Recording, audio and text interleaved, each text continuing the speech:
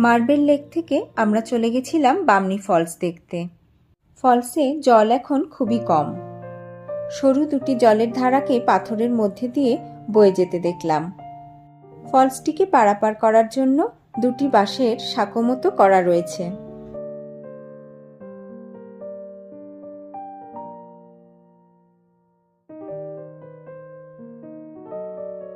এই বামনি ফলসটিকে আপনি যদি আরও ভালো করে দেখতে চান তাহলে আপনাকে প্রায় এরকম 300 সিঁড়ি ভেঙে নিচে নামতে হবে।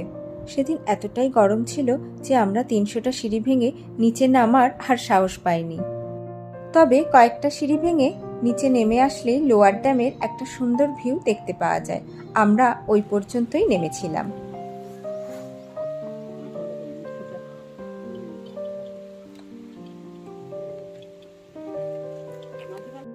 উপরে উঠে এসে আমাদের সবার তৃষ্ণা মিটিয়েছিল এই আখের রস। এতটাই গলা শুকিয়ে গেছিল যে আমরা সবাই সেদিন 2 গ্লাস করে আখের রস খেয়েছিলাম।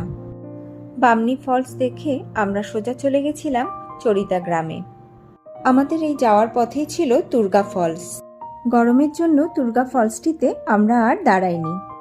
তবে জঙ্গলের মধ্যে দিয়ে পাহাড়ের এই আঁকাবাঁকা রাস্তাটির প্রাকৃতিক সৌন্দর্য যা ছিল সেটা ভাষায় বর্ণনা করা যাবে না।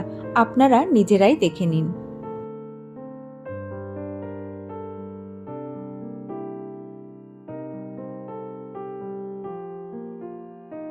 ঠিক বেলা 11:30 নাগাদ আমরা পৌঁছালাম চরিতা গ্রামে। এই চরিতা গ্রামটিকে মুখোশ গ্রামও কিন্তু বলা হয়ে থাকে। চলুন পায়ে হেঁটে এবার গ্রামটিকে ভালো করে ঘুরে দেখি। পুরুলিয়ার আরেকটি ঐতিহ্য হচ্ছে এই মুখোশ গ্রাম। এই অঞ্চলের বিখ্যাত ছৌ নাচের মুখোশ তৈরি হয় এই গ্রামে। প্রায় 250টি পরিবারের মানুষজন এই শিল্পের সঙ্গে যুক্ত। এই দোকানের ছেলেটিকে আমি আর আমার বান্ধবী মিলে জিজ্ঞেস করলাম যে এই ধরনের মুখোশ এগুলো কিসের উপর করে বানিয়েছে।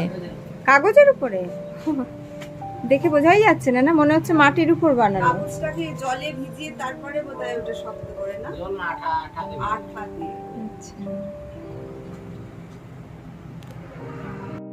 এই গ্রামের পরিবারগুলির ছোট থেকে বড় সবাই কিন্তু এই শিল্পে পটু। ওইগুলো কত ছোট? ওটা নিচে এটা 300। সাইজ অনুযায়ী মুখোশগুলির দাম মোটামুটি 200 টাকা থেকে শুরু করে 1500-2000-এর মধ্যে আপনারা এখানে মুখোশ পেয়ে যাবেন।